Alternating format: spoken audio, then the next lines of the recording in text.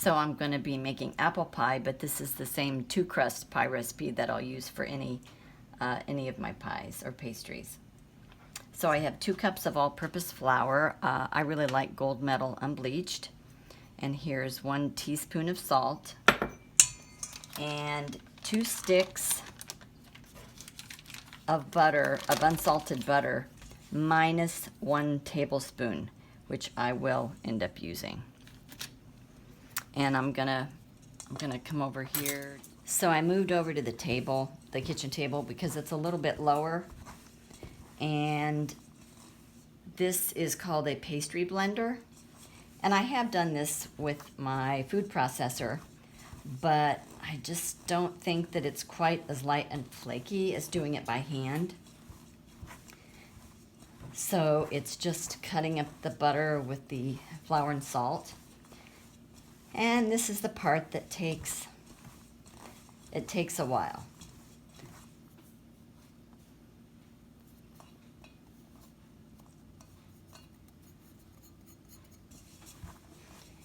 And I forgot to mention the butter should be cold right out of the fridge. This is not room temperature butter. It's very cold and hard.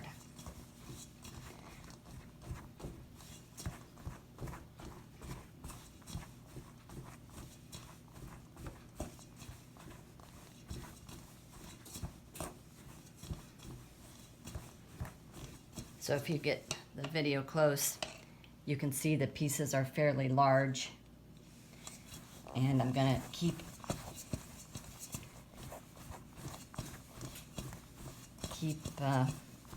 cutting them up with a pastry blender.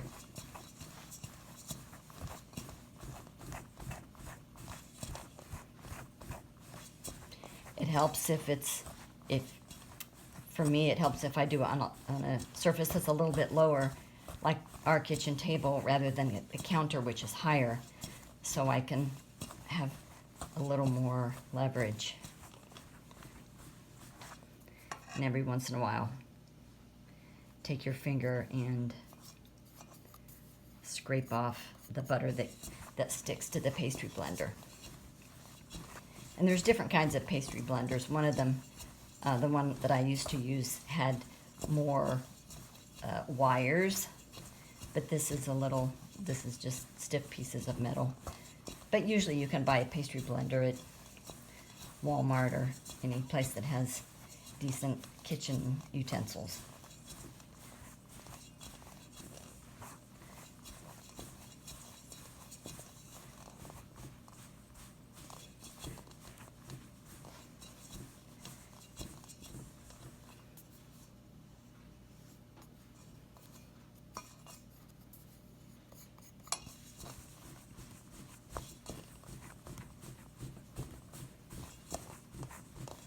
So at this point, the mixture is still pretty powdery and dry.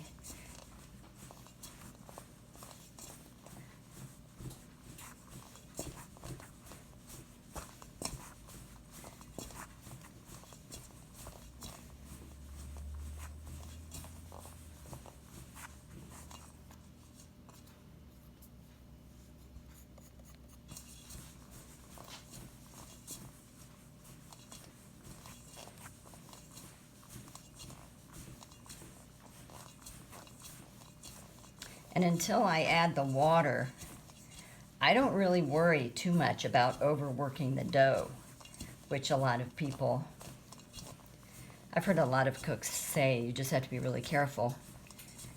But I don't worry about that until I add the water, which I will show you. So now it's starting to stick together in larger clumps.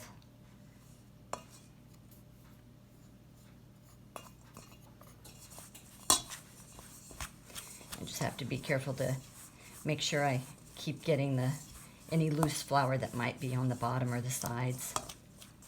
Stir it up a little bit.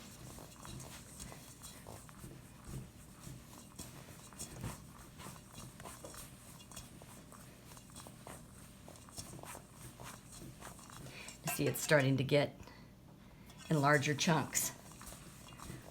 But as long as there's kind of dry stuff in there, I keep doing it. And some people would say you should stop now or you're going to overwork it. But I don't. You can see there might still be some dry stuff on the bottom.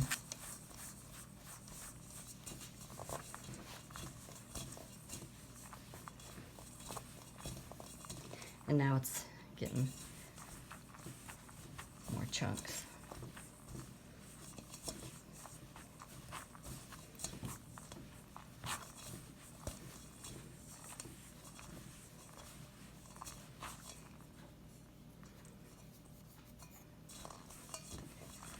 So most of the little dry stuff is gone, and it all kind of looks like this, sticking together in big chunks, and I don't really see any loose flour.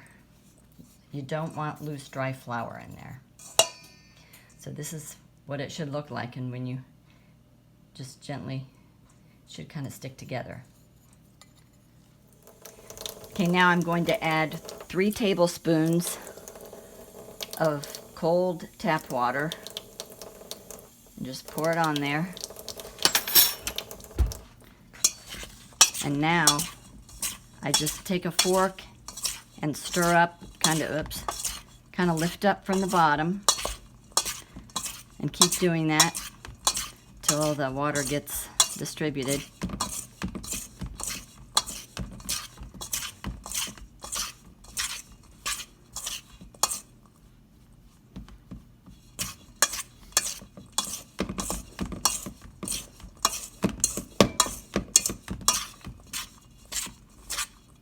So I'm basically just lifting it up, and really I'm tossing it more than I'm actually stirring it.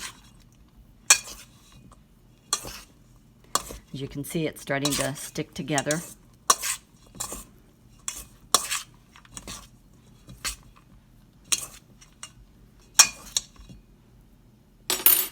All right. And I'm going to get a rubber scraper and very gently shape it into kind of a flat ball.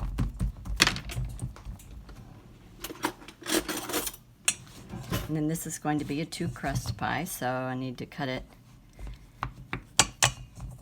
in half. And sometimes it helps just so the crust doesn't dry out, the dough doesn't dry out, to cover it with a damp towel. And I'm going to use 1/2 right away, but just to keep the other one damp, I will cover it with a damp towel while I'm rolling out the other one. Okay, so I'm using a pastry cloth, and if I use the pastry cloth on another cloth, tablecloth, it shouldn't slip around.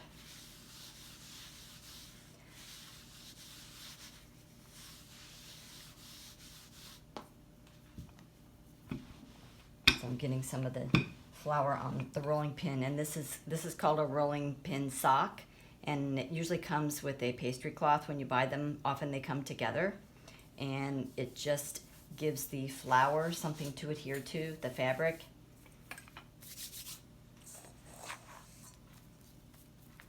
So you can, this dough, it actually feels pretty wet, but that's not necessarily a bad thing. So work it into a ball. I'm not squeezing it.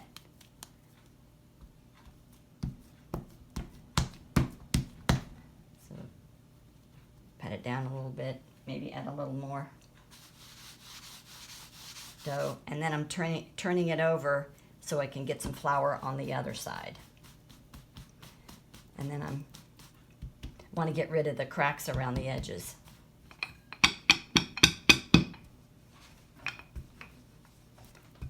When you start rolling it out, sometimes you'll get these little cracks, and it helps to have less tears or rips. It just makes for a more smooth edge. If I try to get rid of those cracks. Every so often I try to get a little more flour on the rolling pin so it doesn't stick. Oops, and sometimes you'll get little cracks like that. Just try to, don't really want the cracks, but you can just squeeze them together. Maybe add a little water. You kind of feel where it's maybe a little thicker than you want it.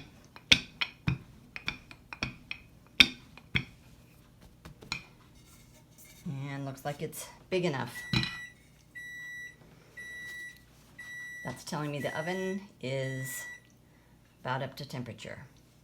So I like this. This is just an old, it's a Tupperware plastic rollout sheet to make pastry that had circles drawn, but I never really used it for that, so I just use it to roll up my pie crust so I don't have to fold it, and it helps to transfer it to the pie plate.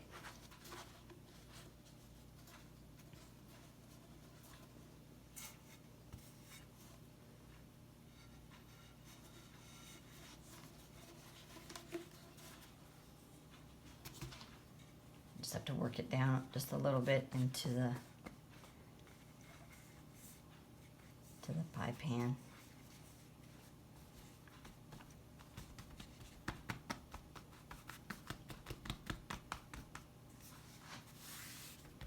Press it down in the crease. That'll cut off the excess because this is going to be a 2-crust pie. But if it was going to be a 1-crust pie, I would turn the edges under.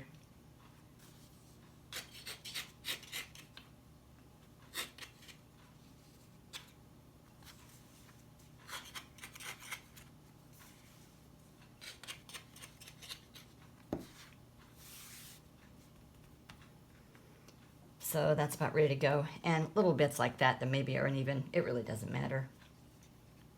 So this is about ready for the filling. But actually I think I'll go ahead and do the apples now. So for the filling, for the apple pie filling, I have 3/4 cup of white sugar and 1 teaspoon of cinnamon and a pinch of salt.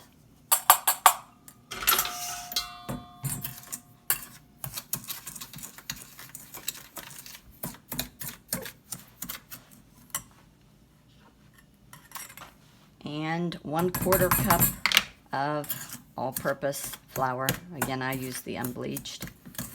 So I'll stir this together until it's combined, until you don't see chunks of flour and spots of cinnamon.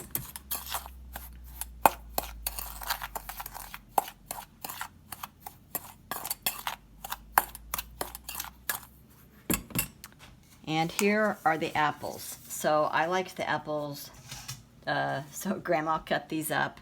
I like them really small pieces. I feel like they cut better. They cook up better that way.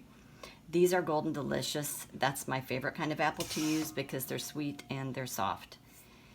And so once I put the filling in, you'll see that it is mounded up more just because they're not like flat against each other like that.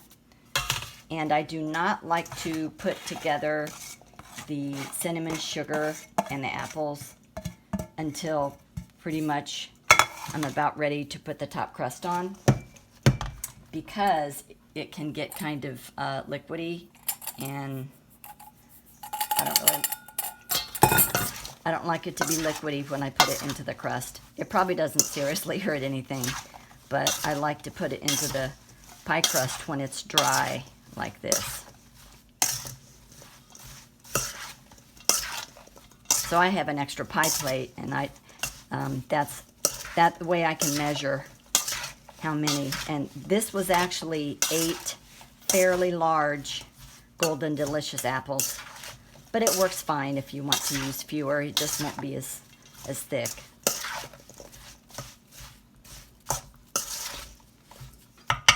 Okay, now I'm going to go over. All right, I'm going to put the apples into the bottom crust.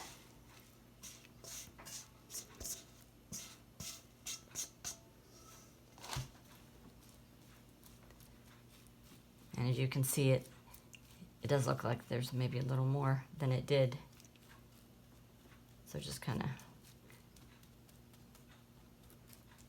make it so it's not really high in the middle and lower around the edges, but fairly even. And that the 1 tablespoon of butter that I cut off one of the sticks for the crust, I just cut it up in little tiny pieces and dotting the top of the apples with some butter. I'm not really sure if the fat just adds a little bit, helps with the flavor, but anyway. Okay, so I'm ready to do the top crust, and I'll need a little bit more flour.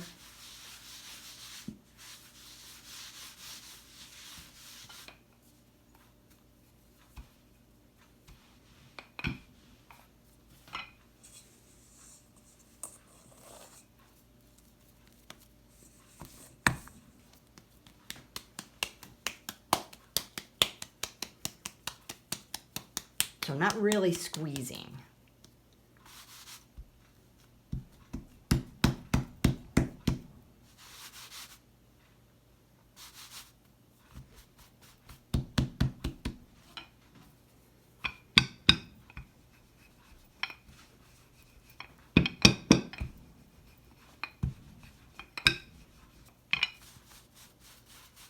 Trying to get rid of those ragged edges, make them a little more smooth. Helps keep it more of a round shape as well.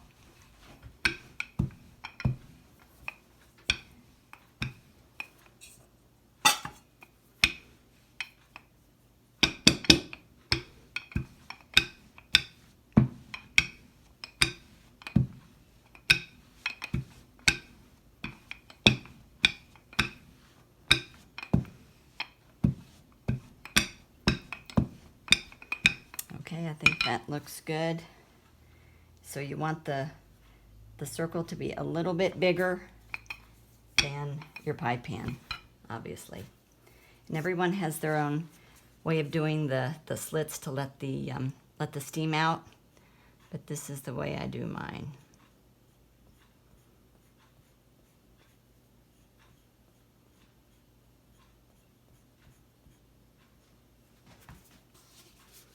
And the same like this, I'm rolling it up onto my, you could roll it up on a rolling pin too.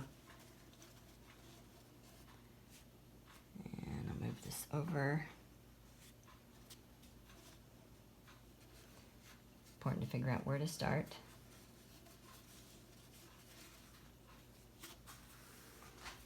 And then if I think the crust is a little too long on some of the edges, I'll cut it off. So it should overhang about, I don't know, maybe an inch.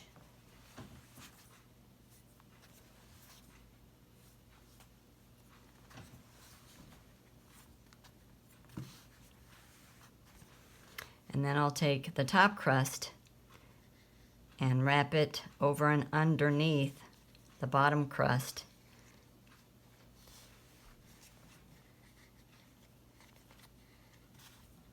Sometimes you can feel if it's a little bit too long. I'm not pressing yet.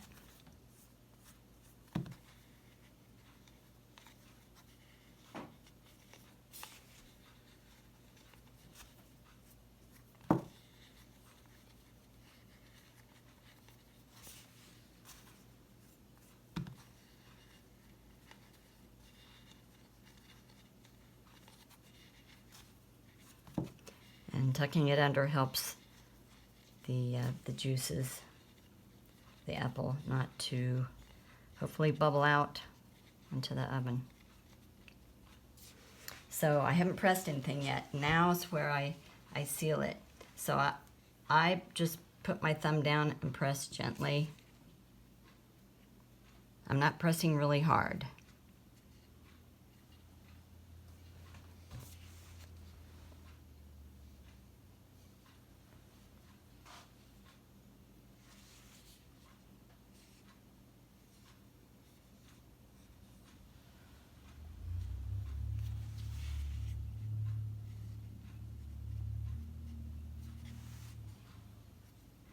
Because you don't want to smush down the flakiness and make it tough.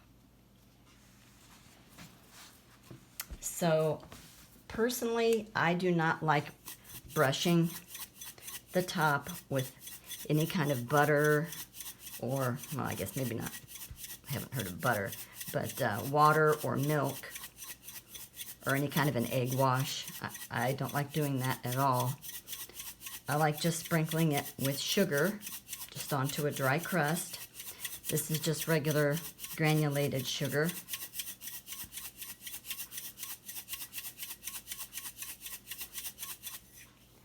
And I like this Wilton sprinkles, kind of large. Just a few of these. It's nice to put these on muffins too. Just gives it kind of a nice sparkle. Okay, this is ready to go in the oven. And I'm going to bake this at a preheated 375 degree oven. And I'm going to bake it on the lowest rack. And there is a cookie sheet on there that I'm putting it on. Lowest rack. And I'm going to set the timer for 25 minutes. And then after 25 minutes, I'm going to rotate it. And then I'm going to set it for another 25 minutes, but probably longer, until I usually bake an apple pie for about maybe 50, 55 minutes, maybe 60, until it is bubbled and the juice is bubbling from some of the slits on the top. Once it starts bubbling, I let it bubble and cook a little bit longer, for maybe 5 or 10 minutes, just so the apples are very soft. And then obviously take it out and let it cool, and it will be delicious, hopefully. Here's what it looks like when it's bubbling. This has been bubbling for about 5 or 10 minutes. Some of the juices running off started to dry up a little bit. So I'm gonna take this out.